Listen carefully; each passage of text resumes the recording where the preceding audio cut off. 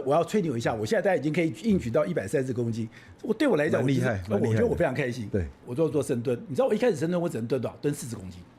我只能蹲40公斤。那我健身房不是很多朋友會幫你忙嗎？他有一個朋友幫我忙，他說：“哎，对我對你已經無可奈何了。”他就找了一個，他說：“這是我們健身房最好的教練，然後幫你忙。”我在蹲的時候啊，他就跟我說：“你不是腿沒有力。”他就我以前胸部開過刀，我的胸椎第7節開過刀，他就指我那個位置說：“你這個地方完全沒有力量出來。”我本來連跑都不能跑，我有一段時間是看到紅綠燈、黃燈我就要停了，因為我跑不過去，因為我的身體受到限。我現在可以了。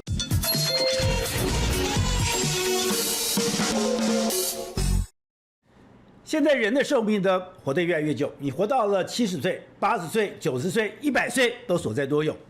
但是如果你活到80歲、90歲、100歲，你活了這麼長的時間，那個到底是上帝對你的祝福，還是上帝对你的詛咒？而這個祝福跟詛咒其實只有一個關鍵點：你的身體夠不夠強壯？如果你的身體夠強壯，你活到80歲、90歲，你還可以過正常的生活，你還可以爬山，你還可以去这個享受跟小孩子的天倫之樂，這是上帝給你的祝福。可是如果說你今天50、60歲，你的身體就開始已經不好了，你進到了70、80歲，你就開始臥床了，最後的歲月裡面，你根本就躺在床上，你插着鼻胃管，你覺得那是你的祝福嗎？那根本就是一個最可怕的詛咒。我們知道現在台灣的平均餘命，男生大概是80歲，女生大概82歲。可是我們臥床的時間竟然有8年，也就是說你在最後的8年時間你是躺在床上的。那如果躺在床上的話，你不但是耗費整個國家的資源，更可怕的是你的生命在最後的那一段時間是沒有尊嚴的，你是非常的痛苦的。那我們要怎麼解決這個問題呢？就在台灣有一個傳道士，他很早就告訴你說，我們要來抗老化。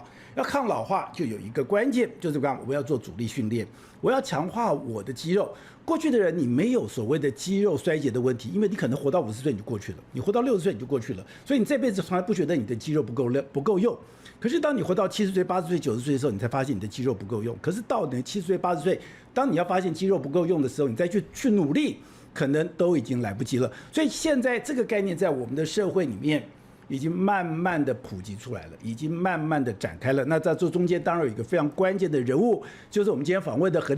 立安博士。那他是我私塾已久了，因為我開始進入到我開始去學習這件事情，我開始有概念。我要健身一定要有概念，健身一定要有邏輯。你要有概念，有邏輯，你才能夠走得下去。我也非常感謝他，所以我們今天也非常高興的邀請何老師來參加我們的活動。謝謝。何老師你好，你好，寶傑哥好，大家好。好，那何老師，今天其實談你的這個。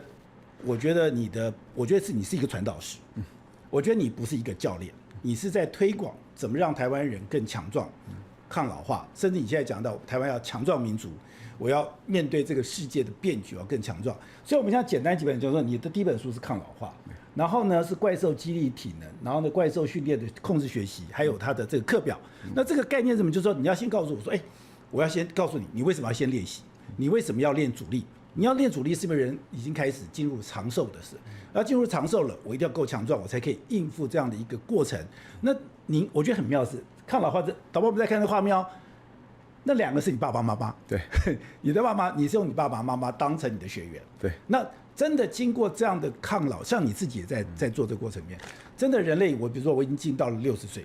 我到了70歲，我到80歲，我就真的很迫切的覺得，我真的出現肌无力的狀況，我肌肉量不足，我真的已經不能應付我生活的需求，然後透過這些阻力的訓練，真的可以改善嗎？的確是哦，我會說這個對我來說這是一個野人獻曝的過程哈，就是說重量訓練其實是一個很簡單的東西，它存在人類世界已經很久了，而尤其在運動圈裡面，它是一個很基本的功夫，對。但是它被應用在所有的地方，大概是過去20-30年的事情。那我會稱這個過程叫做一個人類生活形態的典範轉移。所以典範轉移的意思就是說，以前的生活形態這個模式，它已經行之有年了，但我們已經明確的看到它的缺點了。那現在有一個新的模型出現，而它可以改善這些事情。那我要講的就是說，其實在過去平均壽命不長的年代，大家不太會注意到這件事情。我們人體呢，它大概有幾個自然生長期哦，一個是嬰幼兒時期，小 baby 長到大小孩，一個是青春期，就分別長成男生和女生，然後呢，大概這個借着青春期的餘威，人會強壯到20幾歲，大概到30歲左右呢，其實我們的肌肉、骨密度，還有神經系統功能，還有心肺功能，都是一路開始往下走，而30到60是一個緩降， 60歲之後呢，是一個斷崖式的下降，險降坡。對，那所以說呢，我們在過去啊，因為平均壽命在50、60歲的時候呢，我們不會看到60歲後面的那段事情。對，那隨着平均壽命越來越長，就人類群體性長壽，其實是最近才發生的事情，而台灣發生得特別快。那所以說呢，我們就發現說，在人體到了那個時候，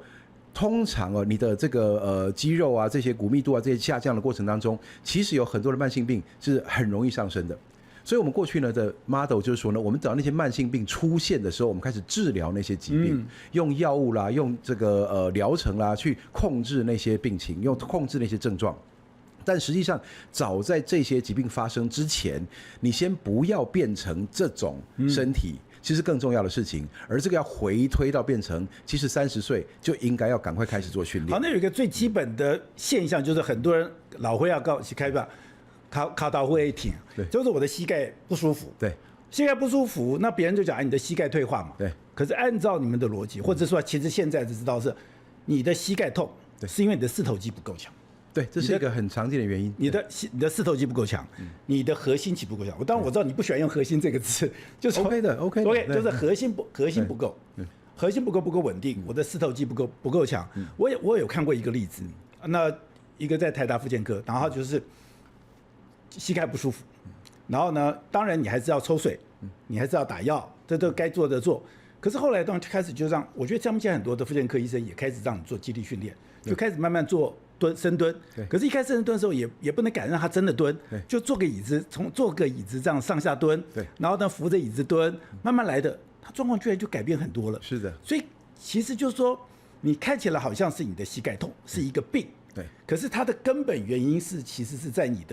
你的肌肉、你的肌力不足，对，肌力不足，還有你的核心不夠，然後你的身體開始歪斜，或者是說你的身體不平衡。我在介紹另外一本書叫《槓鈴處方》，其實跟你的抗老化是非常類似的，因為這個作者他以前是一個醫生，對，他常常講說，如果我早10年、20年，我就幫他們訓練阻力，我就去強壯他們的肌肉，那我強壯他們的肌肉之後，他們10年、20年後根本不用到急診室啊，他們根本不用去面對他們現在這樣慘狀啊，這個就是你現在在做的事情啊。其實呢 ，Jonathan Sullivan 哈，他這位醫師哈，他是在底特律地區的一個急診科醫師。他原先他的他當過美軍啊，所以他的專業是槍傷哈。那不過呢，在急診科呢，除了是要處理很多的急救傷意外之外，其實處理很多衰老的問題。那有些人病到一個程度啊，他幾乎沒有辦法用一般門診來治療，他的情況太緊急了，送去急診。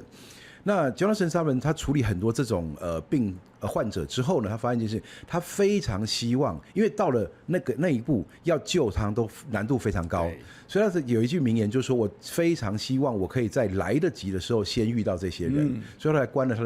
他辭職了這個醫師的職位啊，直接開訓練中心。那說呢，在訓練中心裡面呢，他仍然在救這些人，只是他現在開始從來得及的時候救。對，但是這一點就非常重要，就是說我們前面提到剛剛說那個膝蓋痛，然後呢，所以要避免運動，這其實是一個很重要的觀念轉變哦。在過去呢，我們把人體的結構視為機器，那機器呢，如果說它裡面破損了，那壞掉的機器如果一直用它就更壞嘛，所以呢，我們把人體視為機器的時候會有這樣的基本假設。但是呢，這種就把那個關節炎這種東西視為一種 wear and tear， 就是耗損型的疾病的時候呢，它的合理的下一步推論就是那我要休息。但實際上的人體是活組織，它不是機器。所以說呢，它經常有很多的疼痛。當然這裡有講話很小心哈，疼痛一定要經過醫師來診斷，看你裡面到底發生了什麼事情。可是很多時候呢，人之所以發生疼痛，不見得真的是因為有什麼地方損傷。損傷當然需要用損傷的處理方式，但是呢，有些時候那個疼痛啊，來自於用力的不均，導致關節不在正常的軌道移動。對，所以你走路也痛，爬樓梯也痛，站起來也痛，坐下來也痛。那只要有動就痛，那就會不動了。但實際上呢，真正正確的方式是把附近的肌肉練強了以後，讓這個關節在對的軌道裡面移動。對，而且呢，我們的身體啊又更有趣，它比機器還厲害。它呢，運動本身會滋潤這個關節，會滋潤這個組織，它會變得越來越強。所以最近很流行的一句話就是 "Movement is medicine" 啊，就是說動作是良藥這樣子。那事實上呢，讓人靜下來反而是最糟糕的事情。你這個邏輯跟 McGill 的類似一樣，對，就是我把我的肌肉變強了，對，你不是躺在那不動，對，而是叫你不痛的狀況下去做動。是的，在不痛的狀況下去做動，你會慢慢會讓你自己不會再痛。對，那我們再還是要回到剛才講的，你之前你做了一些訓練，你做了一些實驗，你用你的爸爸媽媽，我覺得那一段很有趣。对，你說你爸爸後來是可以做引體向上做到6個，那很可怕哎。其實他如果狀況好，可以做更多。對，他70幾歲對不對？對對，現在快80了。80歲，對對，一個80歲的老先生可以做引體，而且是全完整的。对对对，過下巴的。好，那另外一個就是你說他本來他在騎腳，我們知道騎摩托車都要拉車吧？对，其實那個拉車那個動作是很累的。对，你說他現在根本不很輕鬆，他一手就可以把那個摩托車給拉起來。当然了，没，大家不要想象成可以单手舉摩托車。那我只就是說，以前他把那摩托車架起來的過程，对，会覺得說很吃力，而且怕會失控。那所以說就架斜的啊。那後來呢，發現說，他把它立起来的肌力是夠的。那再加上說，家裡這個老房子都是樓梯，那以前呢，這就腳不舒服啦，膝蓋不好啦，爬樓梯會喘啦，這些在訓練過後啊，這些狀況通通都不見了。你媽媽也是這樣子，是的，而且我看到你媽媽也是拉很重。对，而且你媽媽的如果是長壽槓的話，她可以拉到100公斤。哦，那個是之前啦，不過那個影片拍的時候呢，那是不是全蹲？那個是高半蹲，所以說重量本來就會高一些。不過他們最近的訓練很輕鬆的，6角槓硬舉都可以拉80-90公斤。對，那是一個例行的重量。所以說呢，我覺得還有你這個兒子很好，這個兒子把他。我覺得是老人家健康最重要。对，那就是說好，那你自己這樣的經過，我覺得要很多人的刺激。就我很多的朋友，其實看到我在健身嘛，他們也覺得說，好，我做了很多的改变。然後以前我那個身體很爛，你知道，我那身體我的肩膀是內縮的，挑估的，你知道。我覺得我自己這樣子改變，我自己很開心，我很開心我改變。可是有沒有就是說你自己的經驗，就是說你本來是一個怎麼樣的狀況？然後呢，經過這樣的一個訓練之後，他會透過這種運動，透過阻力訓練，他會做多大的改變？我覺得這個幾乎是脫胎換骨可以來脫胎換骨來形容哈。對，因為呢，我剛剛有提到過說，我們人體啊自然的成長其實有2次，一個是小 baby 的時候，一個是青少年的時候。但是呢，之後呢，我們大概就是在20-30歲達到高峰以後呢，我們身體啊在沒有特別環境刺激的情況下，它就是慢慢走下坡的。肌力訓練基本上來說，它就是用人為的方式去誘發多次的成長期。那為什麼會這樣呢？這就很有趣，就回到演化生物學上面哦。我們人體呢，在這個遠古時代哈，那其實我們是很多人認為說人類啊，他其實體能很差，好，都輸給動物。那所以人類能存活下來哈，這一定是個奇蹟哈，這樣。不過實際上呢，人類就是因為跑得贏也打得贏，所以才存活下來。只是不是大家想象的哈，人類跑得贏是長距離，所以人類的肌力其實本來就很強的。它的強這有點耐人尋味。你說直接跟動物1對1的比，它沒有那麼強。人類贏動物在於人類的長距離移動的效率奇高，所以說呢，當人類啊一群人拿着石頭木棍打一隻動物的時候，那動物受不了就跑了。但動物一跑一定跑贏人類，但人類在後面啊慢慢追，幾十公里以後看到那動物累倒在地上，那人類飽餐一頓。這種追獵的方式其實讓人類一直廣泛的應用在地球的各地。而這個時候呢，我們就發現說，人類啊一個特性啊，第一個是它每天它的代謝配合着每天低強度移動的這種大量移動的這一種模式，它的代謝是會最健康的。那第二個是呢，在遠古時代哈，其實人體啊是非常非常節能的，所以它沒有理由，它不會輕易增大自己的身體。因為你不知道下一頓飯哪時候有，所以說呢，在沒有這個必要的情況下，它絕對不長肌肉。但它可能會堆積脂肪，因為呢堆脂肪的話呢是可以用很久的，那長肌肉的話會消耗能源。那結果呢就造成一個現象，人體呢其實並不會自然長肌肉，但是呢人類為了求生存又演化出另外一種能力，就是如果我經常需要對抗阻力的時候，我的身體會開始變強壯。所以呢這就讓我們人體啊很像是一個有趣的一個高科技未來的這個機械哈，第一個它會生長，然後它會移動，再來呢，它本身啊就有高度節能的移動效率和在運動中代謝旺盛的這種特性。但是它也內建了自動升級的系統，如果你按對了按鈕，它就會開始長大。對，那所以我就說，從這個角度來分析啊，運動其實分成2大類，一類是遠離靜態生活，一類是提升身體能力。遠離靜態生活，並不是叫大家說去模仿原始人啊，每天啊去自己打獵這樣子，而是說呢，人類其實並不適合很久不做，我們的代謝只要靜下來，我們很多的毛病就會開始上升。所以呢，我們很多的不動代謝就會緩慢。對，其實呢，這背後的道理很簡單，因為肌肉本身呢，我們視它為一個工作器官哈，這是已經過往的這個大家都一個共識了。但實際上它是個內分泌器官，肌肉在收縮的時候會分泌對身體健康有幫助的肌肉激素，而肌肉激素分泌旺盛的时候呢，我們代謝就會很健康，所以什麼高血壓啦、糖尿病啦、胰島素阻抗啦這些東西，通通都會降低。那再來呢，就是說呢，我們的人體啊，在以前因為長期經歷節能的這種環境挑戰，所以說呢，在現代人啊，當我們沒有任何壓力刺激的時候，我們非常樂於流失掉那些肌肉。所以呢，我們現代人很有趣，我說從小到大，從幼稚園開始學習乖乖坐着，從小學到高中畢業12年的運動剝奪，大學以後呢進入3C 天堂，然後上班之後進入靜態生活，然後唯一真的想讓人運動的理由，常常是為了減肥。所以呢，人很長期忽視長肌肉這件事情。結果就造成了我們前一代人的 model 呢，他們到40-50歲左右就開始各種毛病出現，对，然後呢，而且衰弱的非常厲害，但醫療又太發達，這些人都還有1倍的生命要活，那結果呢，就花大部分的時間強制你活下去，對，他是讓你這個幾乎是啊，就不讓你走。对，其實現在有一個新的資料，就說像為什麼很多的糖尿病，對，糖尿病的問題是你的肌肉太少。沒錯，因為肌肉是你代謝這個糖分的一個重要的原因，不，一個器官。对，所以你現在呢，就是為什麼你這樣覺得，哎，我已經不吃糖了，我已經怎麼樣了，我都沒有辦法，因為你的身體因為沒有肌肉，對，所以你那個代謝糖分的能力其實是大幅衰減。所以你剛剛講的，你若不動，你代謝緩慢，代謝緩慢是很多的代謝緩慢。對，肌肉呢，在對於這個糖的代謝來說呢，它有2大功能，第一個是儲存，第二個是使用。那儲存的意思是，當肌肉量大的時候呢，如果我們現在活的環境跟原始人很不一樣啊，我們是這個資源過剩啊，原始人的話，他的食物是貧乏的、缺乏的，那我們人類呢，現在隨時隨地可以飽餐一頓，所以我們資源是過剩的。而在這種資源過剩的環境裡面，你難免不小心攝取過量，幾乎我跟你講說，大部分的人攝取都是過量的。那但是攝取過量的時候，如果你肌肉量很小的話，那其實呢，儲存糖分的地方就很少。那葡萄糖進入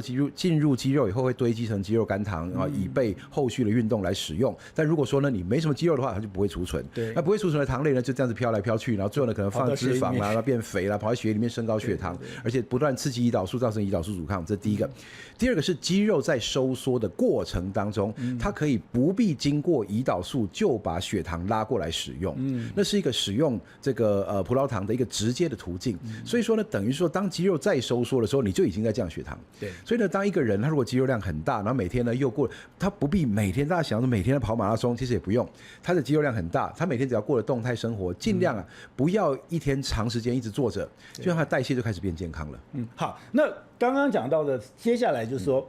有人講說，那我一定要做阻力訓練嗎？我跟他講，馬克瑞普特講了一個很妙的話，就是說，一般的運動叫 exercise， 對，他說我們這個叫 training， 沒錯。那你光是比如說你剛剛講的，我透過人講說，我透過甩手啊，我透過跑步啊，我透過什麼東西啊，我是不是也可以去改變我的身體素質？馬克瑞普特說不行。對，你的跑步那會讓你開心，對，會增強你的運動表現，沒有問題。你要打籃球也 OK，可是你真正要讓你自己的身體素質，剛剛你說你的脫胎換骨，就一定要透過 training， 對，一定要做過重力訓練，是這樣子嗎？沒錯 ，Mark Rippetoe 呢，他雖然是一個傳統老教練哦，他那個是美式訓練那種非常非常傳統的，從大概從這個幾十年前，他們就一樣的方式一直練到現在。那不過他點出一個非常非常重要的事情，在運動科學裡面，我們講說運動科學研究2種東西，一個是刺激和反應之間的關聯，第二個是劑量反應關係。刺激和反應說哪一種刺激產生哪一種適應，就重量訓練產生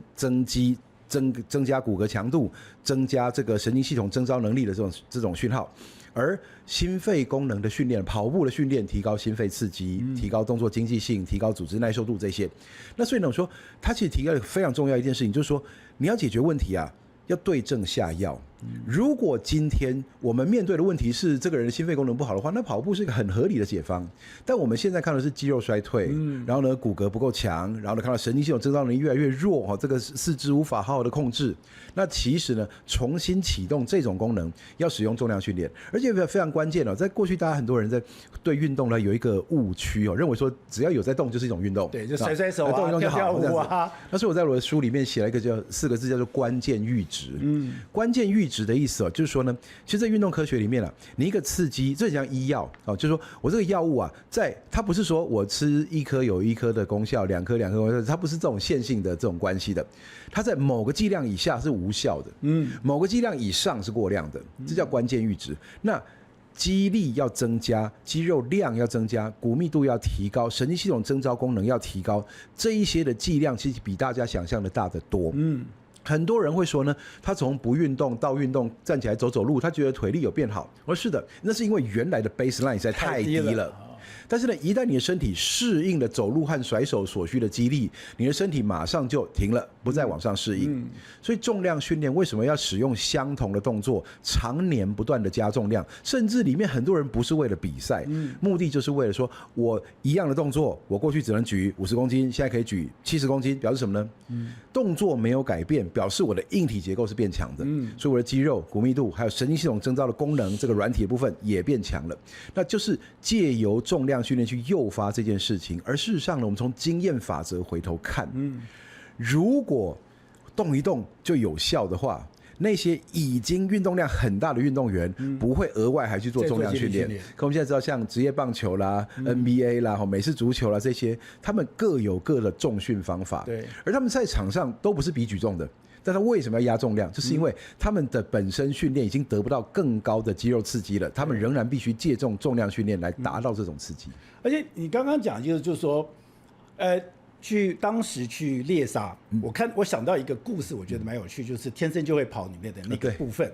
他《天生跑》裡面他講說，你為什麼現在馬拉松是42公里？他41點多公里，將近42公里，是一個非常有趣的數字。這個數字剛好就是原始人獵殺動物的數字，也就是以前的人，你要有肌力把它拖回來。你最好獵殺動物的方式是你不是把它给殺，你不是去槍殺它，不是用標槍，因為会流血。流血的過程裡面，那個血就會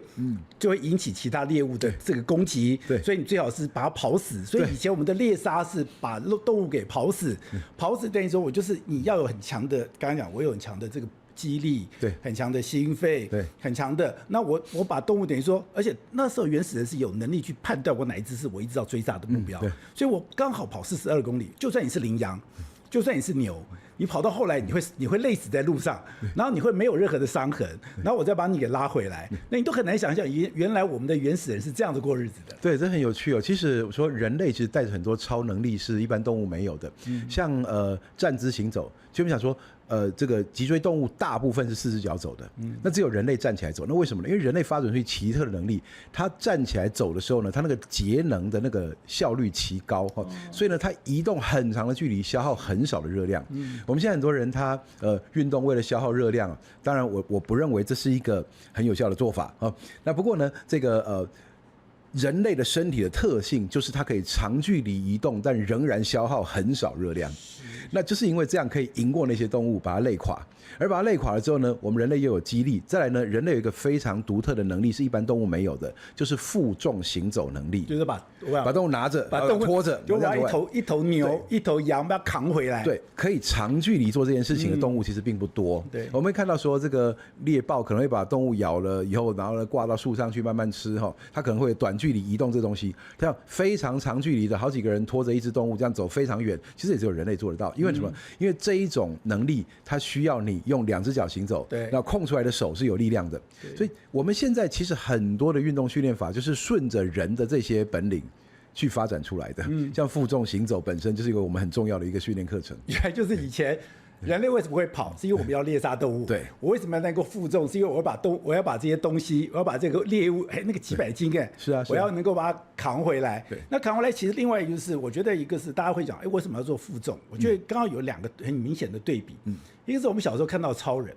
超人為什麼是超人？因為他在的克星球裡面，他的重力是比地球多1.7倍，所以他在那邊是平凡人，到了地球這個重力的關係，所以他就變成。另外是太空人，對，你到了一個無重力的狀況下，對，上去以後你就骨質疏鬆，對，你就肌肉消失，對，剛好相對來講，如果你的身體你不能隨時給它重量，對，隨時給它重力那個重訓，就等於說壓力，对，它就會慢慢的衰退。沒錯，其實呢，人類呢。理論上哈，它應該是我們說人類其實是個勞碌命哈。理論上來說，它是一輩子活躍的動物，因為呢，我們看一個有趣的現象，就是說絕大多數的動物，它不會在繁衍之後還有很長的壽命。但是人類是少數在繁衍後還有很長壽命，不是唯一，但是是不多的。那為什麼會這樣呢？其實就是因為人類呢，它的這個長壽對於他的後代子孫是有幫助的，因為呢，人類的這個嬰兒是很弱的，然後呢，成長期是很長的啊。這個人家說人的小孩啊，大概到了這個7到14歲才能獨立生活哈。現代社會大概到40歲，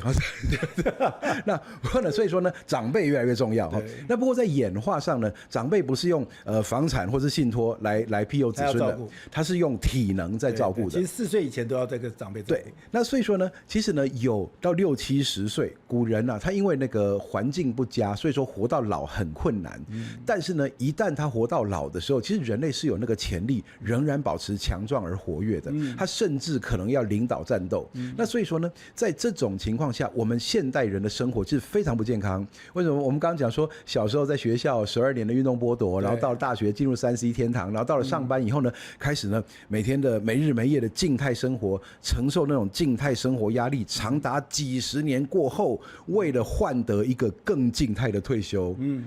常常很多人在這裡整個身體狀況就兵敗如山倒，所以你期盼了一輩子的休息，其實剛好是最致命的一個階段。那我說這整個過程當中，就把它改過來。我說第一個進入動態生活，第二個盡早。我說了，肌力訓練像投資哈，最好的時候開始的時候是10年前，那要不然就是現在。任何但值得慶幸的是，像我爸媽其實70歲才開始練，絕對來得及。但是越早越方便，越早越簡單。如果你可以40歲就開始，那個難度大概跟20歲的人練差不多。對，那50、60歲開始的話，稍微難一些些。70、80歲的時候，你的教練真的要很厲害。所以呢，就到了這種但是呢，我們說這個潛能永遠都存在，人類永遠有恢復強壯的這個潛力。那這一點對我們來說實在是太重要了，因為呢，台灣的高齡化是速度發生的飛快。你現在要改變各個制度啦，然後要這個用長照啦這些來承接，然後呢，整個經濟還有這種撫養的比例都在改變的時候，其實這個海嘯打上來，我們面臨的挑戰可能是前所未見的。但這個釜底抽薪的方法，就讓這些人不要倒下來，而且他們也快樂，對，甚至有生產力或很好的消費能力，那這是對社會都是有幫助的。其實我本來想問一個，說什麼時候開始運動比較好，可是你已經解答了。其實你現在就趕快，對，因為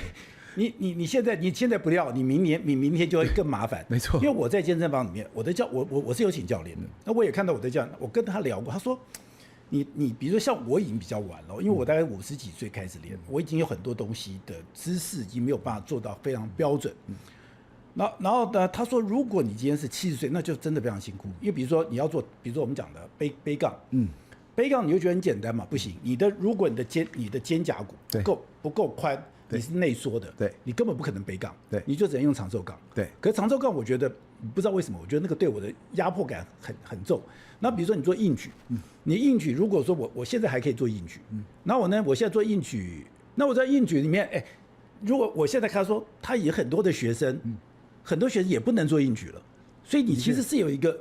門檻，就是說你到了那個時間，你不趕快練，你想要好好練都有問題。這我要吹牛一下，我现在大概已經可以硬舉到130公斤，對我來講，厲害，我覺得我非常開心。對，就是好，那你的特別推說，那別人講說，那我跑步行啊，跳，那為什麼特別推？特別是我們剛剛講的槓鈴處方，深蹲、硬舉、臥推，你講的推拉轉走，對，為什麼是這幾個基本動作就可以替代所有東西了嗎？很有趣的事情哦，很多的時候重量訓練到底要用什麼動作哈？這個大家可以吵成一團哈，甚至你說把一些意見不同的人關在一個會議室裡面哈，請他們慢慢討論哈，最後可能會打起來哈，這樣子。不過呢，回歸到最簡單的一件事情，就是重量訓練的東西是人體。而人體呢，本來就有很多的自然動作，所以呢，我们不需要去制造很奇怪的器材，做很稀奇的动作來訓練人體。我們如果能夠從人體的自然動作進行刺激的話，第一，人體本來就會做出這個東西。那第二呢，既然你本身的關節活動度就有這些，那它應該是安全的。好，人體本來就有很多動作會做，我們從這一大堆人體自然動作裡面去尋找有負重潛力的人體自然動作。什麼叫做有負重潛力的人體自然動作呢？就是說人體自然動作裡面有很多動作，你對它加壓力的時候，它是可以維持原姿勢的。OK， 有些動作呢，你對它加壓力，它姿勢很難維持。例如像投擲，我丟一顆棒球跟丟一顆鉛球，實際上那姿勢啊是很容易就轉變的。你不太可能用丟棒球的姿勢丟鉛球，你的關節會受不了。但是我想深蹲像硬舉這個動作，你舉20公斤跟舉100公斤，你可以用完全一樣的路徑。就比方說這個動作它可能夠承受的那個壓力的那個幅度是非常大的。所以呢，有負重潛力的人體自然動作，其實剛好就是人體裡面最基礎、最原始。所以我們就發現說呢，人的上肢的自然動作是什麼呢？可以負重的就是推和拉。那多方向推拉嘛，所以有水平推、水平拉、垂直推、垂直拉。那下肢的話呢，下肢其實只有一個動作要練，就叫三關節伸展，叫 triple extension。三關節伸展就是髖關節、膝關節、踝關節，它可以一起彎曲、一起伸展。那不過三關節伸展呢，是一個很大的這個類型，它裡面就包含了有些時候我們三關節彎曲的時候呢，我會屈很多的膝蓋，這時候呢就是深蹲了，屈伸髖伸。對，那有些時候呢是屈很多的髖，這就是硬舉了。有些時候呢，我髖膝也不太屈，但是我輪流把重心丟給對方，這叫單腳支撐重心轉換，這是行走。有些時候呢，我是踩這個方向，但髖關節往另外方向轉，這叫轉體。所以推拉轉走就是我們發現你負重也做得出來的東西。那所以呢，我們在做訓練的時候呢，通常就以上肢的水平垂直推拉和下肢的推拉當基礎。那行有餘力的話，再加上行走。然後競技運動員的話，甚至連轉體都拿來負重。對，我們就是用這個順序呢來幫所有人做訓練。而且我們發現一件事情，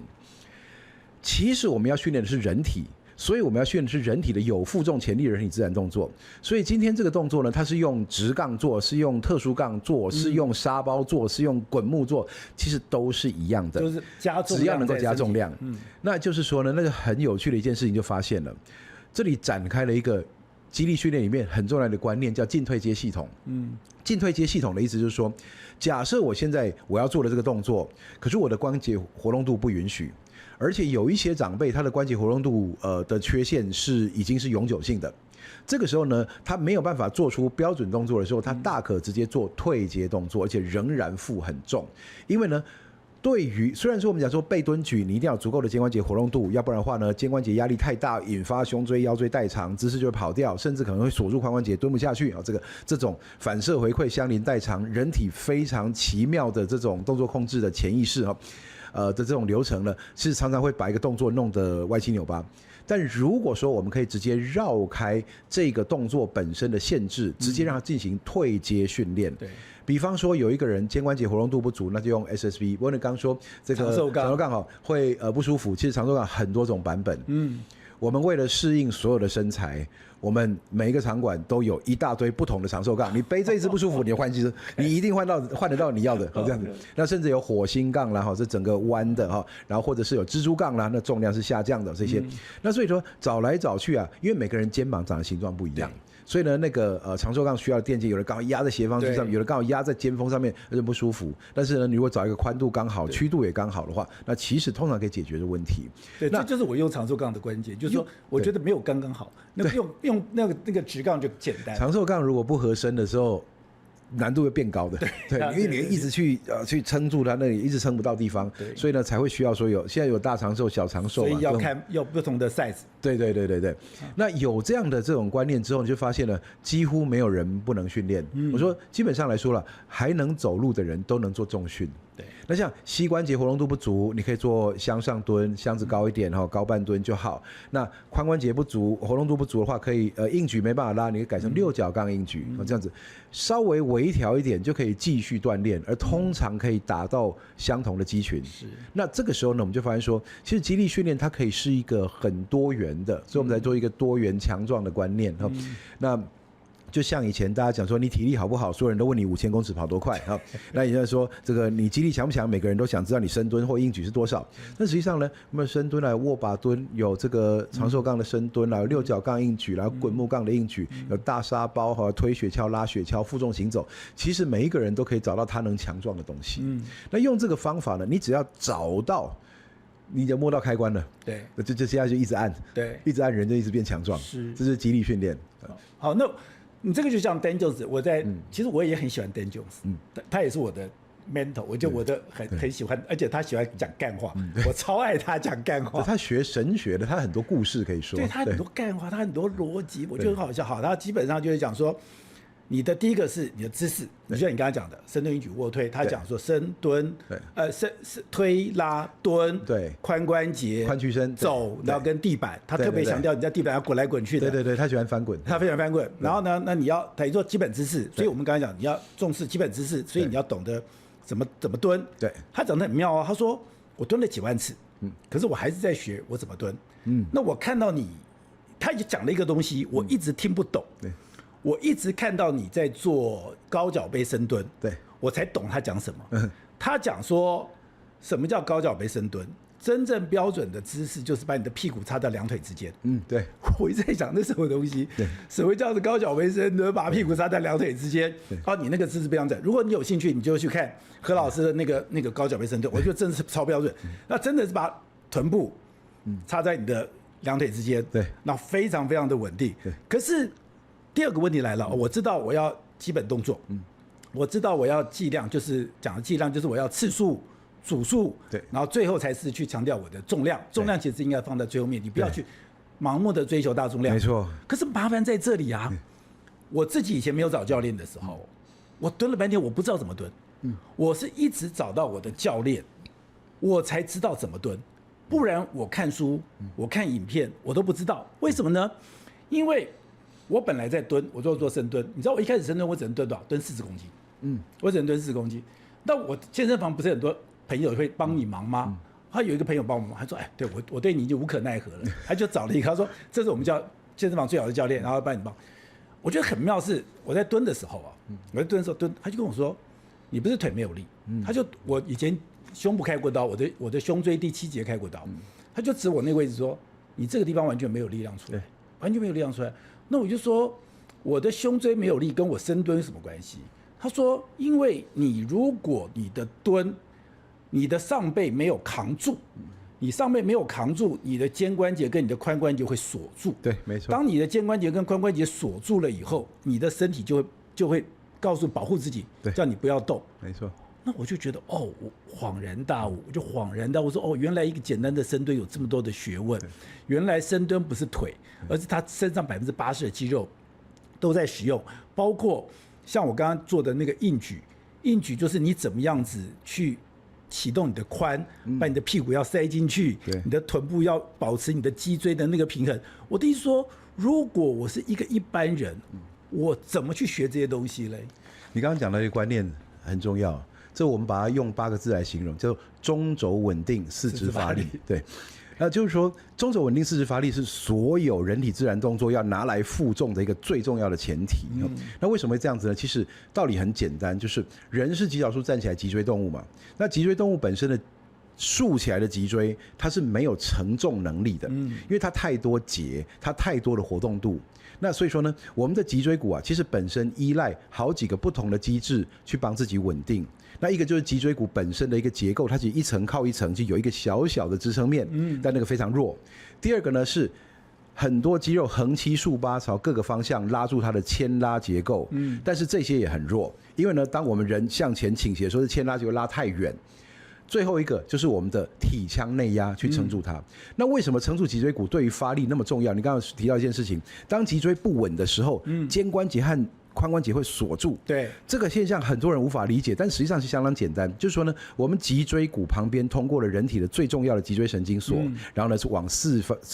面八方散射出去，然後控制全身。所以呢，最重要的電纜線在脊椎骨旁邊。我們人體呢，如果要做動作啊，那個動作會危及我們的脊椎骨的時候，我們的神經系統為了怕它拉扯到自己，會反射性的，我們神經系統其實有一個無意識的控制，它會避免你做出危險動作來。當脊椎不穩的時候，人體會想避免動作，避免動作的方式通常是第一，收住力量不讓你用，但是呢，鎖住關節活動度，希望你停在那裡。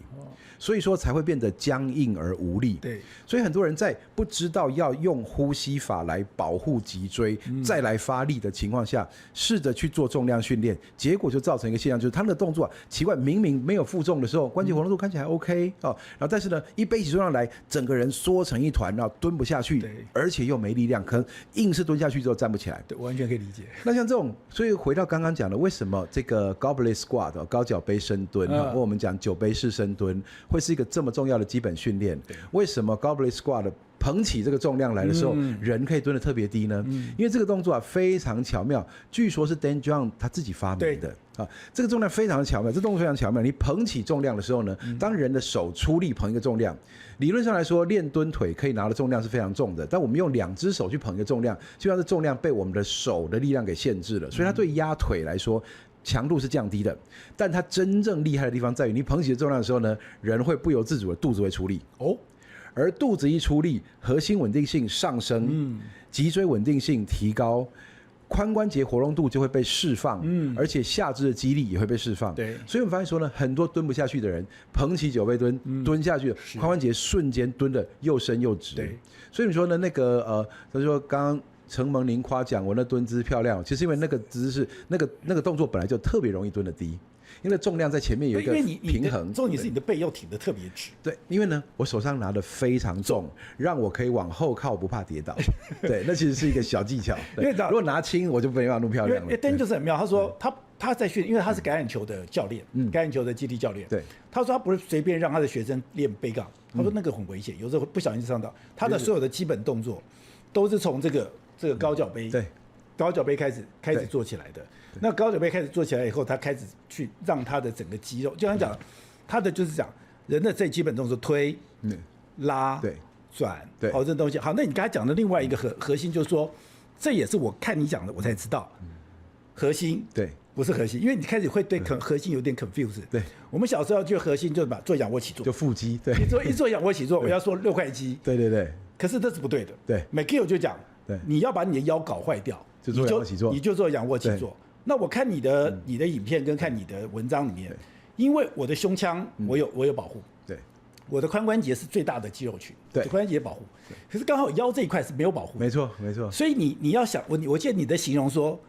就像那個打氣的球，對，你如果這個氣沒虧，對，它就沒力，對，所以那它不是6塊肌，它是我後來看那個肌肉群，它是層層疊疊，對，所以我後來知道說，原來你要學習核心最強的就是負重，對，農夫走路，沒錯，扛東西，對，就那個核心是一個穩定肌，對，所以你要把你的核心練好，核心穩定了，你的走路、你的跑跳、你的所有東西，它才會穩定。過去對於核心訓練最大的誤解就是它是一個腹肌訓練，我們常講腹肌訓練是一個很膚淺的訓練，因為大家看到表面的腹肌，所以呢就看到腹直肌，腹直肌就練成6塊，那當然了這裡面還有脂肪度的問題哈，那就掀起了一整個練腹肌的狂潮哈。那不過我們說，我們如果要鍛鍊身體的一個部位，我們一定要先觀察這個部位在人體運動當中扮演怎樣的角色。那以核心肌群來看，核心肌群扮演怎樣的角色呢？它是有2個功能，一個是保護脊椎，第二個是傳遞力量。保護脊椎的意思是說呢，當身體有外力來襲的時候，我要能夠由內而外的撐住脊椎，不要讓脊椎變形。不管這個外力是我扛起來的槓鈴，還是有人推我，我要能夠瞬間發力去撐住脊椎，這是核心的發力，而它不是靠着收縮腹肌達成的，它靠的是提高腹腔內壓來達成。那剛剛您也已經提到說，所以你會講那是一個穩定肌，對，那是一個穩定的肌群。胸椎的穩定性其實依賴什麼呢？依賴第一個肋骨分散了胸椎很多壓力，所以為什麼其實在負重的過程當中，當然最好的姿勢是中立脊椎，但如果胸椎彎了一點，其實它的危險性並不高，彎到腰椎危險性突然就變高，對，就是因為胸椎有肋骨在分散壓力，但是呢腰椎呢，當然了不是說胸椎怎麼彎都沒關係哦，那還是有限度的，但是腰椎就很慘，腰椎本身第一它沒有肋骨。那第二呢，它承載的重量，因為它比較低，所以承載重量本身就比較多。第三呢，當身體姿勢有改變的時候呢，它受的壓力比較大，所以呢需要核心肌群從腹腔內壓這邊撐起來，像一個我們說桶狀結構，像一個打氣的那個氣球，氣球把它打飽，去撐住這個脊椎骨，由前往後頂住它，這樣子你往前傾的時候才是安全的。很多人往前的時候他是用彎腰，實際上彎腰很危險，但屈髖不危險。就你保持一點負壓，屈髖，你屈到很低，其實都是很安全的。好，所以第一個保護脊椎，第二個就是傳遞力量。核心肌群它的傳遞力量，就是我腳用力，但我手投直的時候，我腳力量發上來，經過軀幹到手發出去，或是打拳，或者我推或拉，只要我是站着，核心就必須幫我傳遞下肢用到的力量傳到上肢去。而傳遞力量的東西也是越穩越好。我們傳遞力量的時候都經過一個鬆的東西，就像假設我要推一台汽車，但它離我太遠，我是拿木棍去頂它比較好的，還是拿一個一塊布去推它？拿一塊布去推它就是軟的嘛，拿棍子去挺它，它就是硬的。那所以核心要傳遞，它就必須要剛性。那刚性就靠着一樣的呼吸法，就是我用核心讓吸氣的時候讓横膈膜下降。腹背肌群不是只有腹肌，腹背肌群全部原地做等長收縮，來傳遞這個力量。那這是其實說一整個改寫了過去我們對核心訓練的這個看法。我們以前的核心訓練就是扭來扭去28種不同的仰卧起坐，這樣子扭來扭去，但现在全部都是穩定抗動，這才是真正核心訓練。然後再加非常非常大的一個重量。是的，所以我们小時候其實都學過。我覺得我後來才知道說，原來我小時候學錯了。比如說我們丟球靠腰力，對。後來我才發現說，就不是靠腰力，對，是靠髖發，對，髖發力，轉胯佔了絕大多數。對，所以其實我覺得在練重訓、在練肌力的時候，練髖很重要。對 ，Dan Jones 也特別教。因為他非常強調擺盪，對，他不做了1萬下擺盪訓練，對，就好。那就是說，好，我剛剛講，我要有一個基本知識，我要學的發力，當然我也最好能夠找到教練，不然你知道學習正確的知識去學習，讓你這個重量再增加下來。對。可是有一個是台灣，我覺得一般我們小學做，就是我們都以為要腰發力，腰啊不對，那個腰是穩定，你不管做任何動作，腰就是要穩定住。可是髖發力我覺得很有用哦。對。我覺得髖發力對我後來跑步，我本來連跑都不能跑。我有一段時間是看到紅綠燈、黃燈我就要停了，因為我跑不過去，因為我的身體受到限。我現在可以了 ，OK。我發現，因為我練擺盪，對，跟硬舉，對。這兩件事情對我的身體有很大的幫助，非常有趣。擺盪跟硬舉其實動作模式非常非常像，他們都屬於髖主導的這個。當然，我擺盪有很多種了，我們講就是那種類似羅馬尼亞式硬舉那種擺盪哈，主要用髖的方式去伸髖發力，然後呢用慣性把壺鈴擺上去。事實上，它跟拉硬舉的時候的發力非常非常類似，所以在 Dan John 還有這個 Pavel 他們呢，基本上把這個東西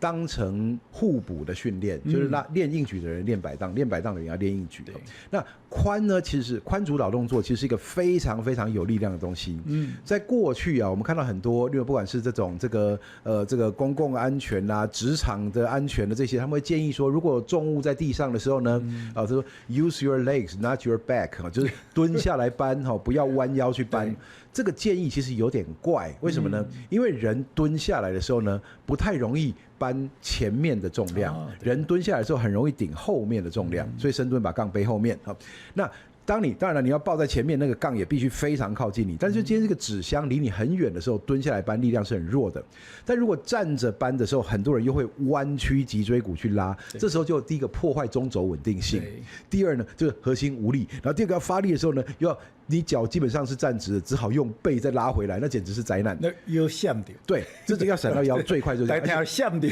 還比這個更災難的是，他好不容易拿起來，他還轉身想要放旁邊，那剛好拉起來再旋轉，脊椎馬上受傷。那所以說，其實最好的方法就是從髖來動。對，所以守住核心，屈髖下去。哪怕你是要跨在這個重物上面，還是站在重物旁邊都可以，屈髖下去把它抓穩之後，伸髖拉起來，轉胯把它放到旁邊去。對，轉胯很重要。這種方式你就不會傷到你的腰，而且力量很大。而且事實上呢，這種方式啊，還越做你越這個精力充沛，它基本上是訓練，而不是一個勞動。因為我自己的經驗是，我覺得我在學重力的訓練的過程裡面，我其實在學動作。我其實在學怎麼蹲。對。我甚至在學怎麼走，因為如果我要做壺鈴的這個24公斤兩邊這樣走路，我要學的怎麼去啟動，就像 McGill 講的，你要怎麼在髖旁邊機動群怎麼去去啟動。其實我覺得重力很有趣，是說它不是只是把重力弄起來，它其實把你回歸到你怎麼是使用你的力量，對，甚至連你的基本動作，剛才講我怎麼蹲、怎麼走、怎麼啦，那個都是一個基本動作。沒錯，其實呢，很多人想到重量訓練，以為他這種很狂暴的在那邊吼叫啦，然後呢弄這個止滑粉噴滿天飛，然後還打自己，然後就哇用力舉起來，然後最後還噴鼻血這樣。大家想象的時候，這種畫面，所以重量訓練很恐懼。事實上，像 Dan John 他們講過一句話，就是 Strength is a skill， 對，肌力是技術。它跟彈吉他、騎腳踏車、寫書法一樣，都是技術。你要學會讓身體用端正的姿勢用力，那一開始一定是用很小的力量。當你那個路徑走通了，你突然間你的神經系統允許你用更多力了，你就開始增加那個阻力。所以呢，大重量訓練從來就不是一個自殺式訓練，大重量訓練是一個非常有耐心、循序漸進，然後呢，而且要知所進退的一個過程。很多人對大重量訓練這個大字的很有意見啊，一看就說啊，這個太危險了，這個妖言惑眾啦，騙大家去做危險的事情哦。實際上呢，如果說仔細的看，我們有課程設計哈。所有的東西一定要小小的、慢慢的，技術純熟了才能夠繼續把它往上加。像我每次大概就是2.5公斤，5公斤我要加個5公斤，對，我就要考慮非常久了。对，好，那我們再回到一個就是一開始的一個基本，就是說，當然我們剛剛討論就是你必須要做重量訓練，因為你到了70、80歲，你的肌力一定不夠，那你最好現在趕快做，因為現在已經很多的活生生的例子在我們的前面了。可是他另外一個問題就是說，那我要做什麼樣的訓練？那當然講了，你現在跑步那是 exercise， 你現在真的 training 要做過重量訓練，加大重量，讓你的神就像你最喜歡講的神經肌肉骨骼系統去強化啊，這個東西我們大概知道了。可到另外一個東西是說，那我要怎麼做？我要自由重量，那其實是要很高的 skill， 你剛才講那是要很高，我要很高的技巧。可是我要怎麼去做？我如果沒有辦法，那反而會更容易受傷。那你講說，那我退而求其次。在健身房裡面有很多器械，我是不是拉一拉，我腿蹬一蹬，這也可以達到我的效果了。對於肌肉的層次來說，這是有效的。也就是說，如果你純粹不在意動作控制能力的話，那你單純讓肌肉用力，這其實是有效的。那不過呢，它的效果呢，我們剛才講這個東西的時候，常常會有人會覺得說啊，我們又要批評別人的訓練法怎麼樣？不過我們這個從經驗上來看哈。肌力訓練它有一個很重要的一個數字，大家必須觀察，就是一個動作，你從開始練，它可以增加了重量，那一路到最後，它終於慢慢停滯的時候，那個數量差距有多大？以背蹲舉來說，同樣練腿，剛開始練的時候可能用30-40公斤練，可是呢，如果你追重量的時間，最後不是硬性追，是慢慢練，慢慢練上去的時候呢，其實它有可能是倍增的重量。它有可能是甚至是2-3倍的重量，也就是說它進步的幅度非常大。如果以年輕時期來做訓練的話，很多人剛開始用40-50公斤做訓練，隔幾年5-6年之後，他用200公斤在做訓練，所以他身體可以改變的幅度非常非常巨大。但如果你是使用單關節的方式來做訓練的話，那就會限縮那個可以使用的重量，那也等於限縮了那個進步的幅度。事實上呢，器械式訓練它存在的價值，通常是那些自由重量已經做很多、肌肉量長很大的人，他局部還需要再更強化的時候，我想要集中壓力於特定肌群的時候，器械式訓練剛好就是這個功能。所以還是要多關節的一個訓練。對，但如果說呢，你需要的是控制力加上長時間進步，那就多關節比較好。那只可惜器械式訓練裡面呢，多關節的動作比較少，有。但是呢，它非常像自由重量，那等於是用器械在模擬自由重量，那不如直接做自由重量。所以呢，這個一路的推論就推論到這邊。所以我們現在其實會鼓勵說，自由重量是這個，如果你有條件做的話，那當然很好。但如果沒有的話，從器械式訓練 OK 的，那絕對好過於沒做。而且對於增肌，如果說你不管動作控制的話，其實對於增肌來說，其實呢，它的功效可以達到差不多。OK， 好，那另外我們在最後就談一個劑量的部分。对，你特別強調說，訓練是跟劑量有關，因為你要非常去注重劑量。那這個劑量我自己有一點困惑是說，有的教練就說你就是8到12下，我現在的教練就是5下5下，就是5下為主，甚至我到後來就只做1下。那這中間有什麼差別？我到底做重量是我要做一次做20下，做15下，做10下，還是說我把那個重量拉到5下？因為Dan Jones跟馬克麥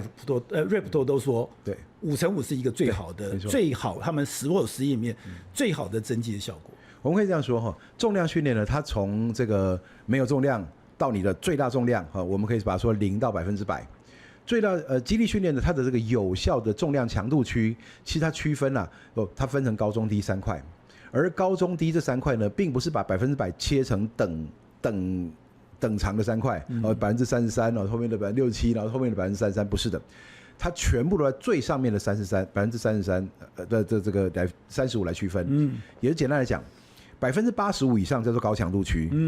，85到65叫中強度，65以下的全部叫低強度。也就是我如果可以舉100公斤，对，就是我只能一下。如果舉到80公斤，那是我的高強度。對，85公斤以上都是高強度。那85公斤呢？它相對應你能夠操作的次數大概是1到6。然後呢，85到65大概是6到12到15左右。那65以下呢，大概就是15下以上的這樣子。那這個呢，各自對應了85%以上最容易進步的就是最大肌力。85到65最容易進步的就是肌肉生長，65以下最容易進步的就是肌耐力。但是呢，他們通常都有一些副作用，像肌肉生長大了以後，最大肌力可能會被提高，最大肌力提高的過程，肌肉也會生長。所以呢，我們就看了為什麼大家都那麼喜歡5下。5下剛好跨在最大肌力和肌肉生長的那個臨界點。對，所以你同時啟動2種以上的機制在進步，所以你一邊長肌肉一邊長肌力，一邊又長肌肉一邊長肌力，讓肌肉和肌力互為副作用。8到10下呢，它通常比較偏肌肉生長，最大肌力的進步量開始變小，那不是壞的，人是階段性變化的動物，所以說呢，每個階段呢，你上個階段你可能某個次數的這個強度你已經飽和了。你對這個訓練不反應的時候呢，你暫時換成別的強度區訓練一陣子再回來，這很 OK， 這基本上就屬於團塊式週期的這種操作方式。那不過呢，為什麼這麼多人喜歡5下？就是因為5下它跨到的生理機制最多。好，不過像我這樣60幾歲的不管是馬克·瑞普托，或者我剛才講的槓鈴處方的那個，它都是3×3，因為我們的恢復會變成很慢，千萬不要逞強。那最後就是很多人認為說，我做重力訓練，像您這麼強壯，你一定非常非常硬，可是你是可以劈腿的。對，我的教練也可以劈腿。對，我覺得你們有個概念說，哦，原來我比如說我做瑜伽時就一直拉伸，沒有，我就是用重量去做基本動作，都可以讓我的關節非常強韌跟有力量。很有趣哦，這個現象也是我們先知道操作方式和先觀察到很多成功的例子，但是當時我們並不太理解它背後的科學機制。然後直到近年來越來越多的這個研究呢，大概指向了一個可能性哦，就是什麼呢？這是所謂的這個肌節串聯型的肌肥大。所以肌節串聯型，我們的肌肉呢，它肌肉生長哈，我們人不會長新的肌肉，就算有也非常少量，而且是有爭議的。但我們人主要增肌的方法是所謂的肌肥大。肌肥大的意思就是說，肌肉細胞的數量不變，但體積變大。但是體積變大，同一個肌肉細胞就是肌纖維，它體積要變大的時候，它就有2個方式可以變大，一個是往外擴變粗，一個是往前後變長。那往外擴就是並聯型的肌肥大，那往前後變長就是串聯型的肌肥大。那我們發現呢，這個東西啊，雖然我們每次拿起重量來，大概2種效應都會有，但是呢，如果我刻意的在負重過程拉大這個動作幅度，那會很多很多的肌肥大產生在串聯的方向。這個時候呢，我們肌肉的自然允許的長度會變長，所以呢，等於是關節活動度變大。對，所以我們說呢，其實呢，很多人啊，他說他會劈腿，可是呢，你說要劈腿啊，你會的話來秀一下看看啊，那他可能說你等我熱身半個小時以後，我會劈給你看。但是呢，如果你是用負重過程打開的，你的肌肉自然長度就那樣了。對，那劈腿是不用熱身的，不用熱身。對，而且像以前我們學跆拳道哈，那其實呢，跆拳道的時候那個伸展啊，其實絕對不是那種放鬆啊。焚香，然後聽着音樂，然後再慢慢做，慢慢做。那個覺得一把鼻涕一把眼淚，教練又推又拉，然後同學啦互相幫忙，這樣子在撕開的那種過程啊。那小時候覺得說那是種不當訓練，後來發現說其實它也符合了串聯型肌肥大，因為製造細微的肌纖維損傷，它會長。而在長大了以後呢，因為你是一直拉它的，所以它的負重過程打開的，對抗阻力過程打開的這個動作幅度，它其實那個關節活動度是永久性的，所以那不需要任何熱身。就像跆拳道選手，他其實呢，你就突然間你攻擊他，他回你一腳的時候，他也不會說你等我一下哈，我先熱身，熱身半個小時以後，我來報仇了。對。所以呢，那個動作幅度啊，在對運動員來說，他必須是永遠具備的。他可能熱一下身，難怪丘克爾叫你劈腿，你就馬上劈腿了。隨時可以哦。那不過呢，這個他如果熱身是狀況會變好，沒錯。但如果他沒有機會熱身，不表示他就沒有那個能力。對。那所以我們說，這個就對我們過去的一個印象啊，發現說哦，原來呢靜態伸展就是說那種拉開等很久那種。它其實有2種模式，一種是依循着神經系統，我用放鬆的方式啊，聽個音樂，教練講話聲音也很催眠哈，那甚至來焚香讓大家心情放鬆。然後這時候我神經系統調降過程中，我肌肉張力降低了，活動度變大了，那是把原有的肌肉張力收回來，讓肌纖維放鬆造成的。但是重訓還有這種武術的練法，是我用壓迫的。用壓迫的時候呢，會難受，會撕裂。但是呢，你要恢復休息，然後下次再練，下次再練。過了幾個月之後，或者快的話幾個禮拜之後，這個肌肉它的肌肥大長在這個縱向的時候，你的活動度就永遠具備了。那這個其實不太會退的，你這以前練過，後來還是會有的。所以你現在跟好，我們就我覺得你是一個傳道士，所以你一開始就講我要抗老化，可是現在你已經從抗老化變成強壯民族。对，就像我之前在接受暐瀚節目的時候，很多人覺得你太囂張，我說我哪有囂張？我說你今天如果台派，你說你要保家衛國，你要很強壯，那是基本動作啊。你不強壯，你憑什麼作為台灣人？你不強壯，憑什麼保衛這個國家？那我舉個例子，如果下次我真有機會，我覺得我們可以來談壺鈴。壺鈴如果說一個基本的事，你壺鈴不能單手做 clean，你單手不能壺鈴單手做 clean，然後做 press。你憑什麼？你就因為一個標槍飛彈，因為我們知道一个，你就是20公斤嘛。如果我可以单手的做 clean， 我可以做 press， 然後我可以做很多動作，那就代表一個標槍飛彈到我手上，我是可以拿來用的、哦，我是可以拿來就跑的哦，我是可以隨時，而且槍也很重啊。那你只要給我任何東西，50機槍多重啊？你這種東西給我，我都馬上我就可以上手啦。所以你現在就是說，你不是抗老化，你在跟辦活動的時候，你特別強調一個。台灣要變成一個強壯民族，那強壯民族的 picture 在你的腦袋裡面是什麼？其實哈，我一直在想一件事情啊，就是台灣其實不用變成強壯民族，台灣只要認知到我們必須強壯，因為呢，一個這個小島國家哈，不管什麼時候來，都是乘風破浪，然後都是冒險犯難的人。而且呢，過去我們小時候我在當運動員的時候，那時候一直彌漫的一種思維其實那時候是因為訓練落後，但所以說比賽成績很多的比賽項目是比不好，所以大家認為說台灣人體質比較差這樣子。但後來呢，你會發現說呢，當科學化訓練之後，我們的運動員表現越來越好。事實上呢，這種純力量表現像健力，台灣的健力是在世界上是非常非常強的一個隊伍。那所以我說我們從來就背蹲4倍體重，他那個是世界紀錄，他是雙破，他是奧運金牌加這個健力世界金牌，超愛他，所以這是非常非常了不起的。那所以呢，其實呢，這一些都是你我身邊的人。那而且我們現在在推動很多的像大力士比賽啦，像這種很多的業餘的，或是甚至是這種專業的這種比賽裡面，發現說民間處處是高手。所以其實大家只要釋放那個你原先本來就很強壯，不要再自我暗示說我們是比較弱的，我們是比較這個差的，然後我們只能怎麼樣。過去的體育的這個運動的這個圈的發展，還說我們要尋找適合亞洲人身材的項目，其實沒有，你不用管什麼競技運動，你就是要變強壯。強壯是不分項目的。而當我們呢開始透過點點滴滴的累積，每一個人可以從最簡單的東西，像我們知道很多這個自訓團體他們其實現在也都納入肌力體能然後呢這個很多的軍警消我們也協助他們做戰術體能。那其實呢這一些呢，一般大眾都可以去學個一些你能夠操作的，然後開始讓自己變強，而且這種點點滴滴建立肌力的過程，就是建立自信的過程。我說在我過去啊，我想帶一個運動員。那個肌力上升之後，那個自信沒有上升的幾乎很少見。當人體變強壯的時候，你自己知道你能做的事情變多，那個自信心就會上來，也知所進退，也知道什麼時候你要拼盡全力做一件事情的時候，你該拿出怎樣的心態。所以我覺得這是一個身心的教育，它很值得讓更多人知道。是，所以我現在在自己的訓練的過程裡面，覺得強壯不但是一個我的好處，也是我的責任，因為我必須要讓我自己變強壯以後，我才可以減少我對這個國家、對我周邊人的這個負擔。而且如果我夠強壯的話，你可以這樣。你的人會變得很輕鬆，你走路會輕鬆，你的活動會輕鬆，你各方面輕鬆。所以我要非常感謝何立安，就是他帶我走進這樣的世界，然後我覺得非常高興能夠訪問他。謝謝何老師，謝謝，謝謝。